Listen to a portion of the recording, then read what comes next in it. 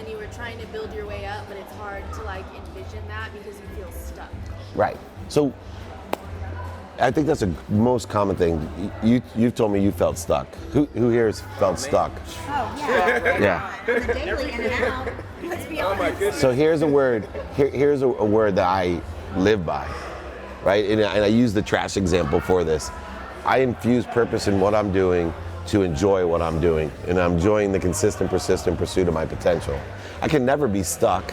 I can never be stuck if I'm enjoying my pursuit, right? Because every single lesson, every single challenge, right? I used to think of challenges, obstacles, voids, shortages, build myself up because I overcame this, right? I only started with a loan from my mom, and that's bullshit to me, right? For me now, all it is unexpected opportunity.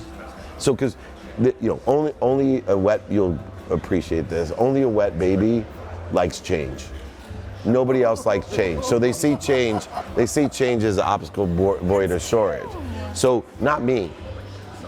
Change to me is an unexpected opportunity. It's like every lesson in my life is a miracle. And I've infused this purpose in everything I do. And, have you heard my trash analogy? Because this is perfect for a mom. So I hated taking out trash. And because of it, everyone asked me that, because what you resist persists. My mom, 6 kids, I had to take it out. Fraternity, smallest football player, had to take it out. 3 daughters, had to take it out again, right? And because I hated it, I'd screw it up. So if there was liquid in a trash bag, I promise you, it would not only drip on me, but only drip on me when I have my nicest suit on.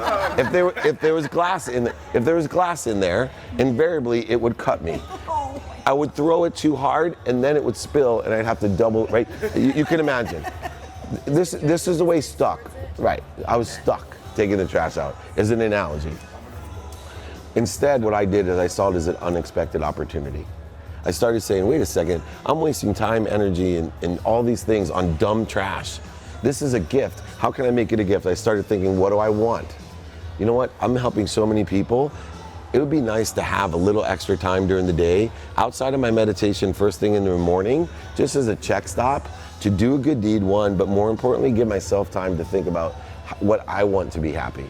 Right? Because I can't forget throughout this journey what I want, because then I'm not in receivership. Yeah. So then I said to myself, every time I take the trash out, I'm going to use that time to think about what I want to be happy. That's all.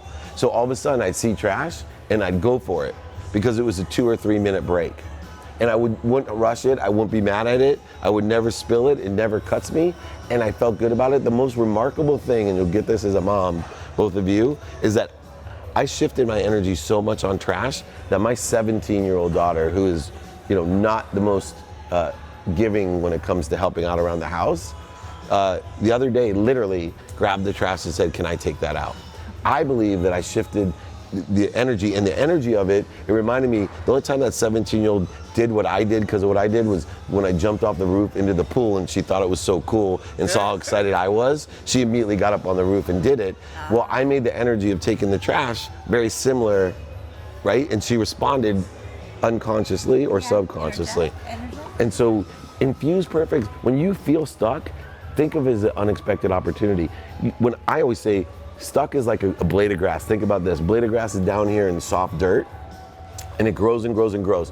When it reaches closest to the breakthrough, the top, especially here in Arizona, it's the hardest. How does a piece of grass grow through the ground here?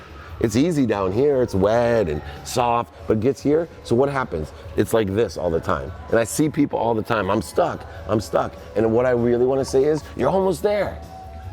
That's why you're stuck. You're almost there. This is not almost here. This, to me, this is almost there. And that's when, I think sports help me, and Dave, you might get this feeling as well, and John, right?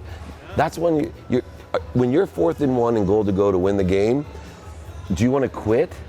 But for some reason, mentally, when we're 4th and 1 on the goal line, right? And we've worked all game, whole game, or sometimes look at baseball, like 200 baseball games, and it's the 7th inning, and 3 strikes and 2 balls on you. Like, In sports, no one's up to bat right now going, oh, it's full count, and I got one hit to win the World Series after 200 games this season, and oh, you know what? I'm gonna quit. I feel stuck. like that's the silliest thing I've ever heard. But in real life and in business, we got this going right here, and it's like, you don't want your at bat? Yeah, this is time. You're almost there. That is why you do this, right? Exactly. It doesn't And mean. that's why so many people quit right there, right? Yeah.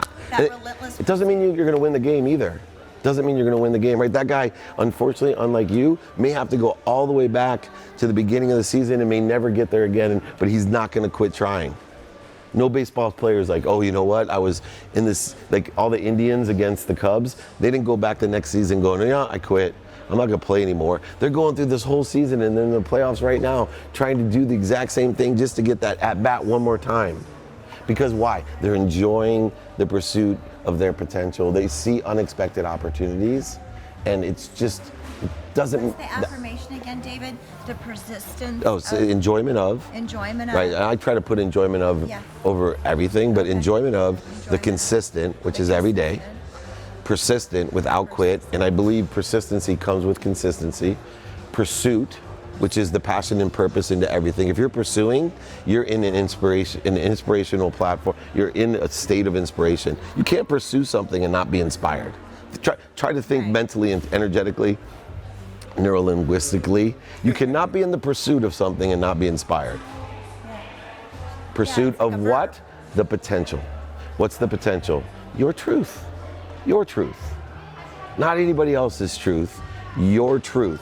The potential of a mother, the potential as a wife, the potential as an entrepreneur, the potential as a businessman and all the different brands, the potential of a nutrition, of a spiritual being, of mental, whatever it is, whatever your potential. And what I do is try to prioritize my potentiality.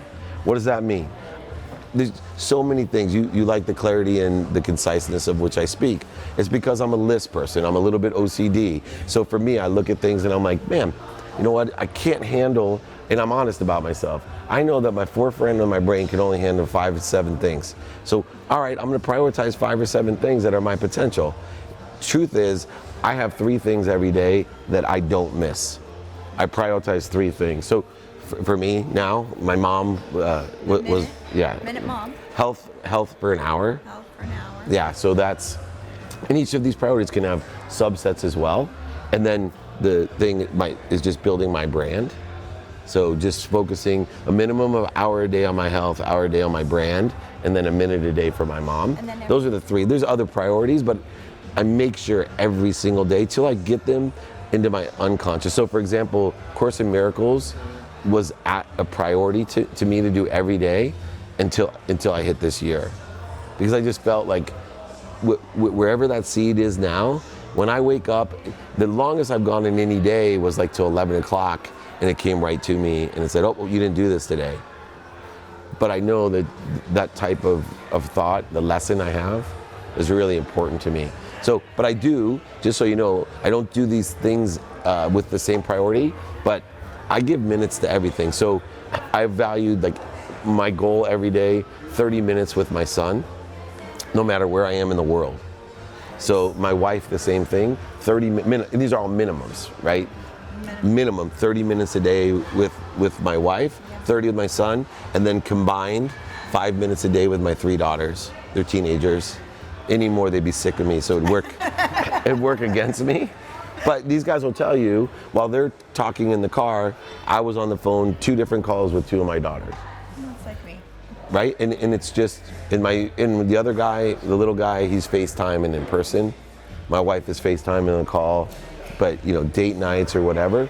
But same thing with these employees, right? These guys, I do every week training on Fridays. Now I've reached out in the community even farther than my company. Meetups, every trip now has a requirement of a meetup and holding court, which is more business oriented.